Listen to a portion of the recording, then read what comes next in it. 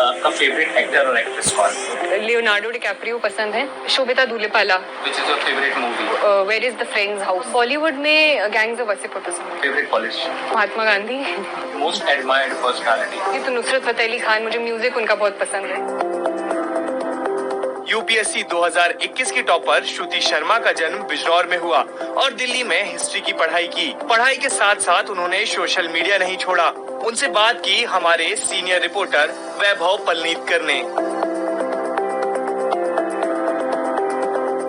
I think मेरी expectations भी ज़्यादा थी, इंटरव्यू से मैं ज़्यादा एक्सपेक्ट करी थी और मुझे बुरा इसलिए लगा था कि मुझे लगा था कि बहुत सारे फैक्चुअल क्वेश्चंस थे जिनका आंसर मुझे नहीं पता है, तो मे बी उसकी वजह से नंबर ऑफ क्वेश्चन जिसमें वो मुझसे और बाकी चीज़ें पूछ पाए वो कम थे। तो कोई एक ऐसा क्वेश्चन नहीं था, बट कुछ ऐसे क्वेश्चन थे। उन्होंने से कुछ कंटिन्यूस वॉयज के बारे में पूछा था, लॉर्ड मेयो के असैसिनेशन के बारे में पूछा था, फिर कुछ और स्पेसिफिक 1812 के वॉर के बारे में पूछा था जो मुझे नहीं पता था।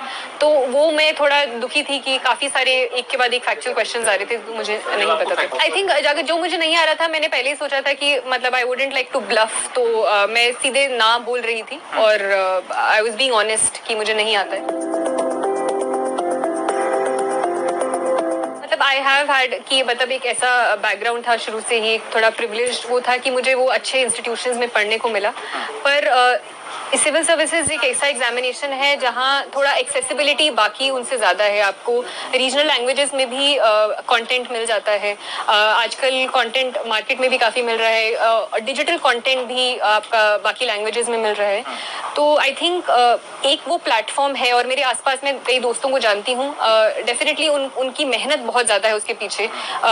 जो एक फॉर एग्जांपल किसी दिल्ली में एक अर्बन स्कूल से आ रहे हैं और उसमें, बट आई थिंक क्योंकि इतने सारे पॉजिटिव एग्जांपल्स हैं, इट इज डेफिनेटली पॉसिबल और लोगों ने करके दिखाया।